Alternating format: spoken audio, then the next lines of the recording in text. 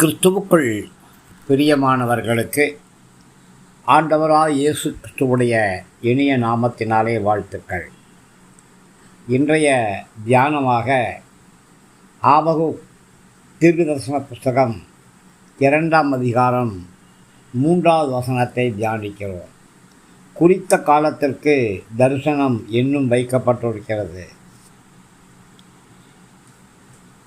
முடிவில் அது விளங்கும்.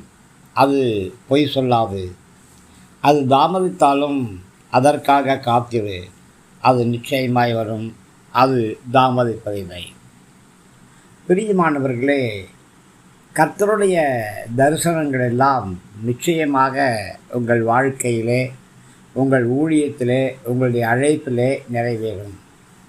குறித்த காலத்திற்காக நாம் பொறுமையோடு காத்திருக்க வேண்டும். பிரியமானவர்களே, என்னுடைய தரிசனங்களுக்கு விரோதமாக எழுப்பக்கூடிய எல்லா அக்னி அஸ்திரங்களையும் கர்த்தர் முறித்து போடுவார். கர்த்தர் விடுவிப்பார். கர்த்தர் உங்களை குறித்து சொல்லியிருக்கிற வைத்திருக்கிற தரிசனங்களும் குறித்த காலத்திலே நிறைவேற்றும். கர்த்தருடைய ஆலோசனைகளும் அவருடைய பிரமாணங்களும் நிச்சயமாக நிறைவேறும். அது தாமதிப்பது கிடையாது.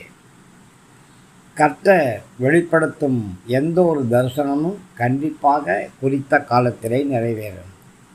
நாம் அதற்காக காத்திருக்க வேண்டும். நாம் அதற்கு காத்திருப்பதற்கு நமக்கு பொறுமை அவசியம், விசுவாசம் அவசியம்.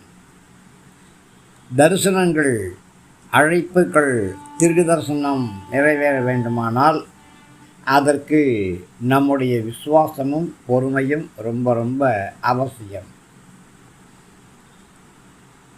யாருமே ஒரு சிலர் கர்த்தர் கொடுத்திருக்கிற தரிசனங்களுக்கு முக்கியத்துவம் கொடுக்க மாட்டாங்க. அவங்க எல்லாமே உடனே நடக்கணும், இப்போவே நடக்கணும் அப்படின்னு சொல்லி கர்த்தரை துரிதப்படுத்த பார்ப்பாங்க. சீக்கிரமாக எல்லாமே நடக்கணும் அப்படின்னு சொல்லுவாங்க.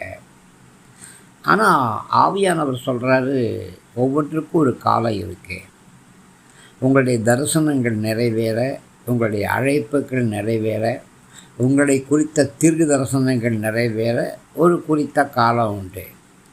நிச்சயமாக அது நடக்கும். அது பொய் சொல்லவே சொல்லாது. ஒரு தரிசனம் கர்த்தர் கொடுத்துட்டார்னா அதை நிறைவேற்றாமல் முடிக்கவே மாட்டார். அதனால் நீங்கள் உங்கள் தரிசனங்களுக்கு காத்திருங்க.